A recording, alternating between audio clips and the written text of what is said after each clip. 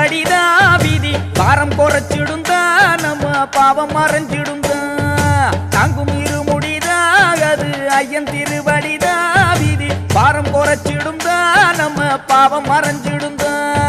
சொல்லுங்க சொல்லுங்க ஐயனின் நாமம் சொல்லிட சொல்லிட வந்திடும் யோகம் சொல்லுங்க சொல்லுங்க ஐயனின் நாமம் சொல்லிட சொல்லிட வந்திடும் யோகம் கல்லென்ன முள்ளென்ன காடென்ன மேடென்ன நாதன் இருக்கையிலே